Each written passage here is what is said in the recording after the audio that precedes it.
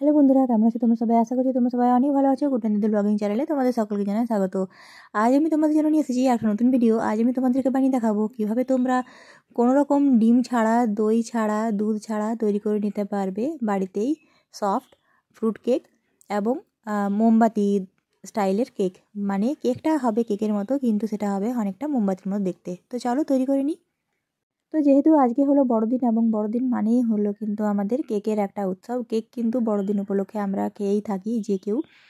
আর এই কেকটা যদি মোমবাতি মতো দেখতে হয় তাহলে কীরকম হয় বলো? তো চলো আজকে বেশি দেরি না করে তোমাদেরকে আমি আজকে শেখাবো যে কীভাবে তোমরা মোমবাতি স্টাইলের ফ্রুট কেক তৈরি করে নিতে পারবে একদম কম সময় এবং কম খরচের মধ্যে। চলো তৈরি করে নিই।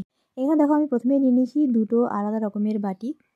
এখন আমি এতে দিয়ে নেবো, ছোটো বাটিটাই আমি দিয়ে নিয়েছি 2 চামচের মতো আটা।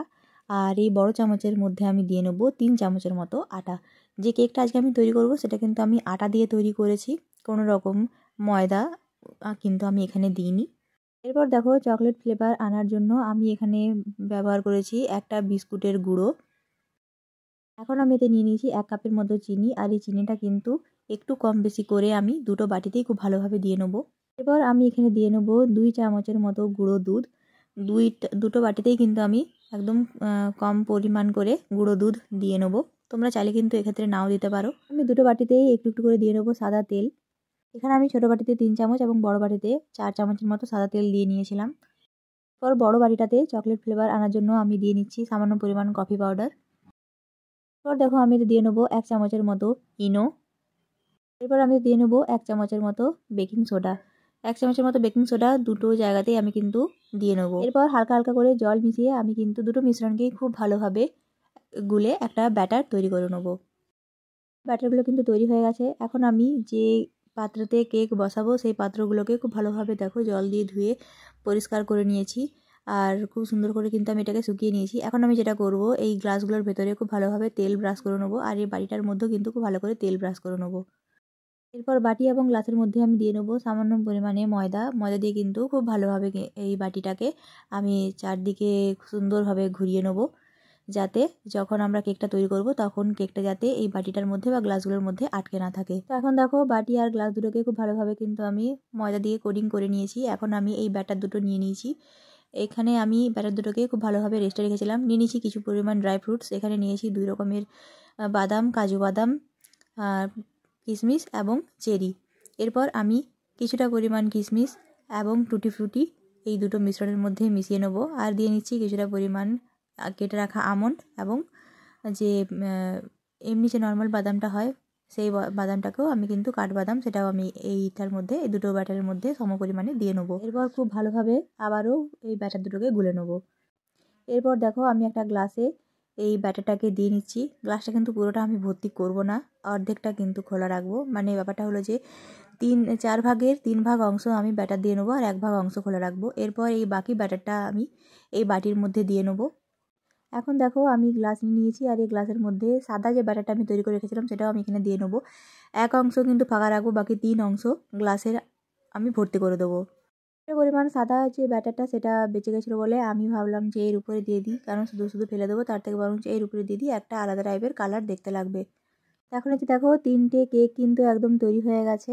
মানে কেকের যে ব্যাটারটা আমি সাজিয়ে নিয়েছি। এরপর আমি এখানে উনানে নিয়ে নিয়েছি বালি, তার উপরে দিয়ে নিয়েছি একটা স্ট্যান্ড। আর এরপর কিন্তু বালিটাকে আমি চাপিয়ে নিয়েছি।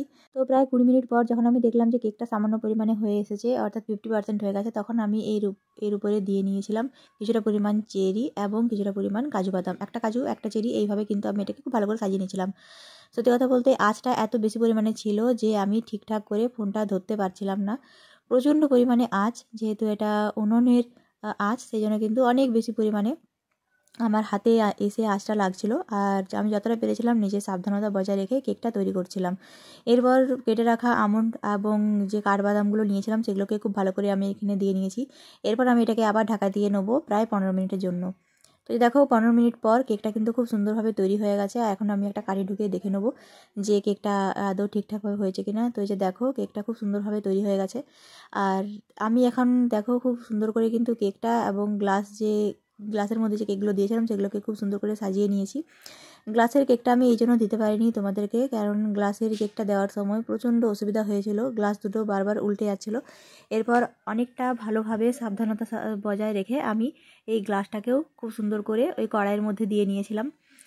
তো আমার একটু ক্ষতি হয়েছে এই কাপ কেক দুটো করার জন্য, মানে গ্লাসের কেক দুটো করার জন্য আমার হাতে সামান্য ছ্যাঁকাও লেগেছে, সেই জন্য আমি এটাকে ঠিকঠাকভাবে তো আর তুলতে পারিনি।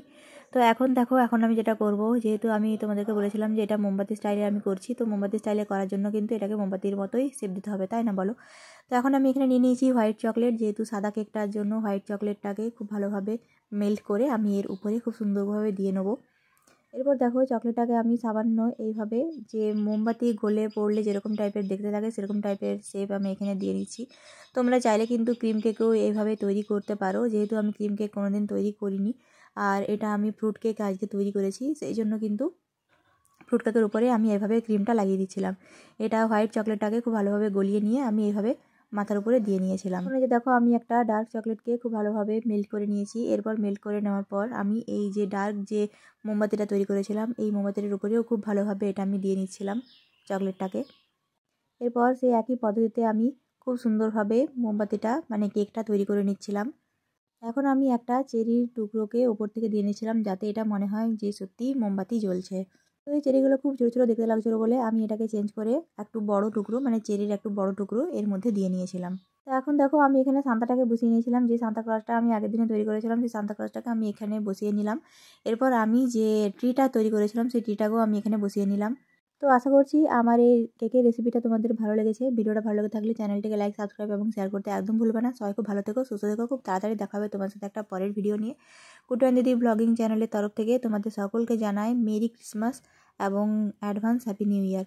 আজকের দিনটা সবাইকার খুব ভালো কাটুক, সবাই খুব ভালো থেকো, সুস্থ থেকো, আর তোমাদের সকল ইচ্ছে যেন পূরণ হয়, এইটাই আমি প্রার্থনা করি।